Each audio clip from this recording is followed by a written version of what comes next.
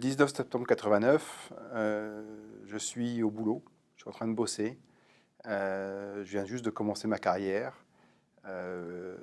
Et je reçois un coup de téléphone de ma mère me disant que l'avion dans lequel mon père était, qui venait d'Afrique, qui venait de N'Djamena, n'était pas encore arrivé, avait du retard. L'avion avait quand même plusieurs heures de retard. Et surtout, il avait disparu. Personne ne savait où était l'avion. Donc là, il y a vraiment un sentiment de quelque chose de beaucoup plus grave qui se passe. Et le lendemain, on nous apprend qu'on a survolé l'endroit où il semblerait que l'avion se soit écrasé. Et là encore, il y a encore un refus de croire. Je crois que dans ces cas-là, on s'accroche à tout espoir. Et il a fallu attendre que les troupes aéroportées françaises soient sur le sol et confirment qu'il n'y avait pas de survivants pour que d'un seul coup, le monde s'arrête. Et là, ça a été le moment le plus dur.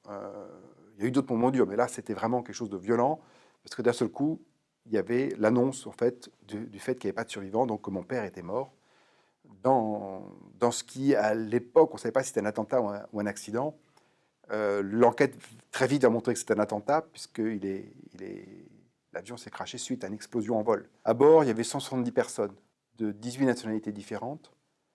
Il y avait beaucoup d'enfants, parce que c'était au mois de septembre, c'est au moment de la rentrée. Et donc, toutes ces personnes-là sont mortes d'un seul coup. Et l'enquête révélera que c'était dû à une action de la Libye du colonel Kadhafi.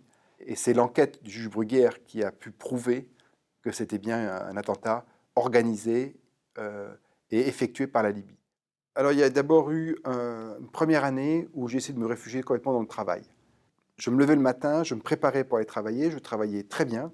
J'arrivais le soir et je pleurais toute la nuit. Et au bout de 2 ans, j'ai appris qu'un certain nombre de personnes autour d'une association s'étaient rassemblées et qu'une enquête était en cours avec le juge Bruguière comme enquêteur. Et j'ai voulu absolument rejoindre ce train en marche. Il y a eu un basculement dans mon processus particulier qui était le moment où j'ai rencontré, où j'ai interpellé le fils du colonel Kadhafi à Paris pour essayer de résoudre cette affaire sur un plan moral.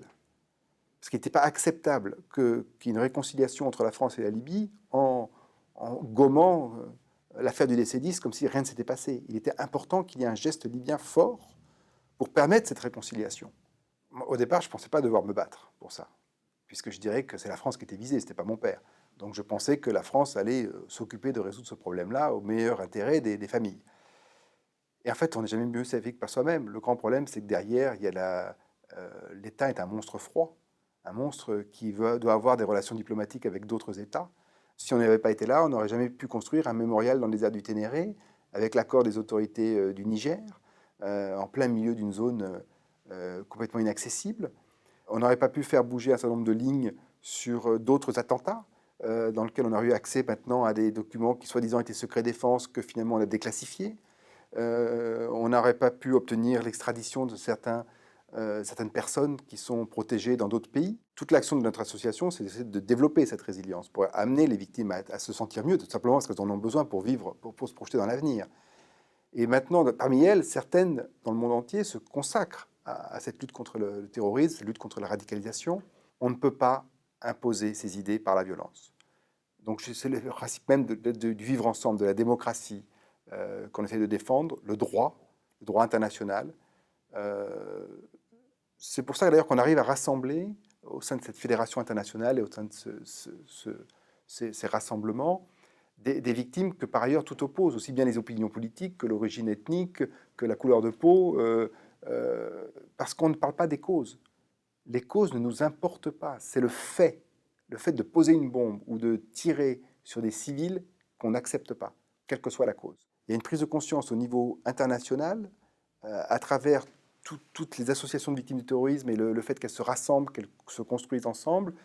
On commence à avoir du poids et à faire comprendre aux politiques qu'on ne peut pas faire l'économie de ne pas s'occuper des victimes du terrorisme, que c'est intéressant pour tout le monde, bien sûr pour les victimes elles-mêmes, mais aussi pour la société. C'est-à-dire que plus on s'occupe des victimes du terrorisme, plus on coupe l'herbe sous le pied des fondamentalistes qui essaient de recruter les terroristes. Ce qui est formidable quand on rencontre d'autres victimes, c'est qu'on a fait tomber le masque social. Très rapidement, on échange, on est dans le vrai, on cherche la vérité. Et avec toute l'humilité, on n'est pas sûr, on cherche, on tâtonne, on ne juge pas l'autre, on essaie de le comprendre sans le juger. Et c'est ça qui est passionnant, c'est qu'on est complètement pétri de doutes, et pourtant, derrière nous, il y a une sorte de conviction sincère, forte, d'être dans la bonne voie, d'être dans le juste. Et ça, c'est un moteur qui est formidable, d'être constamment à cheval entre ce doute et ce sentiment qu'on est en train de faire quelque chose de fantastique et de positif.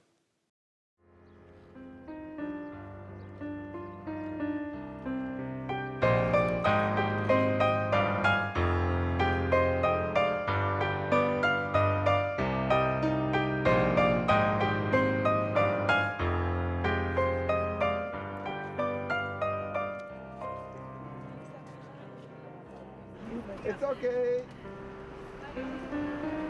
Thank you.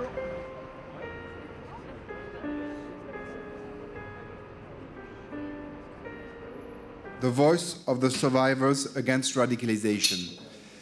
Ces personnes, ce sont des victimes, sont 21 victimes du terrorisme du monde entier, qui luttent contre la radicalisation.